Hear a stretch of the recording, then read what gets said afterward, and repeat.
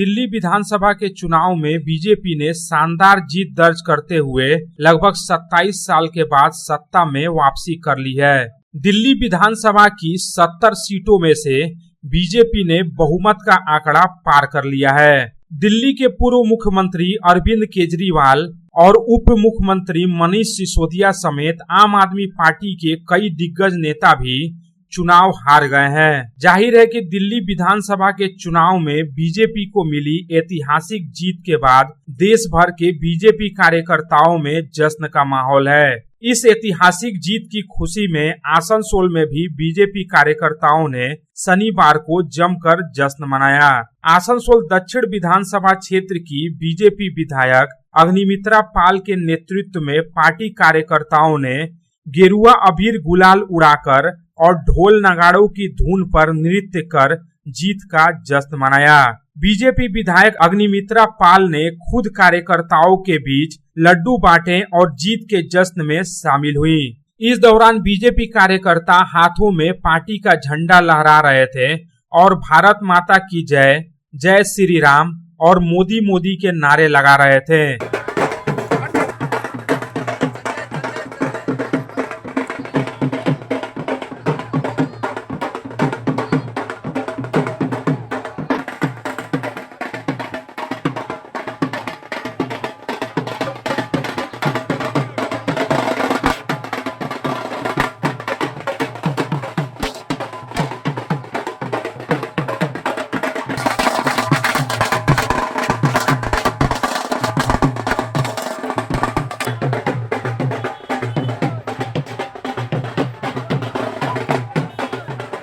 राजनीतिक जानकारों का मानना है कि दिल्ली विधानसभा के चुनाव में जिस तरह से बीजेपी ने आम आदमी पार्टी को करारी शिकस्त दी है, उसे लेकर कहीं न कहीं पश्चिम बंगाल के बीजेपी कार्यकर्ताओं का भी जोश और उत्साह बढ़ा है। दरअसल वर्ष 2026 में ही पश्चिम बंगाल में भी विधानसभा के चुनाव होने हैं और दिल्ली में मिली जीत कहीं न कहीं बीजेपी के लिए ऑक्सीजन का काम कर सकती है और बीजेपी कार्यकर्ताओं का मनोबल भी ऊंचा हुआ है। यहाँ बता देना जरूरी है कि पश्चिम बंगाल में सत्तारूढ़ तृणमूल कांग्रेस ने दिल्ली विधानसभा के चुनाव में आम आदमी पार्टी को समर्थन देने की घोषणा की थी। आसनसोल लोकसभा क्षेत्र के तृणमूल कांग्रेस सांसद शत्रुघ्न सिन्हा और सांसद महुआ मित्रा समेत तृणमूल के अन्य नेता भी आम आदमी पार्टी के उम्मीदवारों के समर्थन में दिल्ली में चुनाव प्रचार के लिए गए थे। वहीं दिल्ली विधानसभा चुनाव में मिली जीत को लेकर बीजेपी विधायक अग्निमित्रा पाल ने कहा कि दिल्ली में मिली यह जीत केवल एक चुनावी विजय नहीं है, बल्कि यह बीजेपी के विकास और सुशासन के नीतियों की जीत है। उन्होंने कहा कि दिल्ली की जीत से हमें पश्चिम बंगाल में विधानसभा चुनाव की तैयारी के लिए और अधिक ऊर्जा मिली है। इस जीत से साबित हो गया है कि लोग बीजेपी के विकास मॉडल पर भरोसा कर रहे हैं।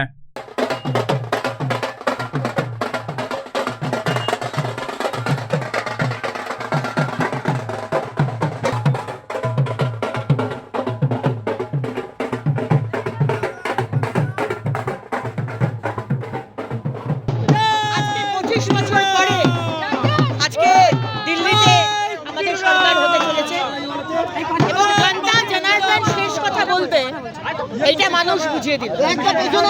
আজকে দুর্নীতি, আজকে মানুষের সাথে প্রতিশ্রুতি দিয়ে তার প্রতিশ্রুতি না রাখা, আর সব থেকে হচ্ছে যে ওই সততার প্রতীকের যে ছবি, যা ছবি মুখ্যমন্ত্রী আমাদের দেখিয়েছিলেন, ঠিক একই ছবি ইন্ডিয়া এগেনস্ট করাপশন কেজরিওয়াল দেখিয়েছেন। আর দিল্লির মানুষ আজকে দেখিয়ে দিয়েছেন ভারতবর্ষের মানুষকে বোকা বানানো অত সহজ নয়। মোদিজির ডিজিটাল ইন্ডিয়ার যুগ, মানুষ সব বোঝে আর মানুষ তাই রায় দিল, প্রত্যাখ্যান করলো।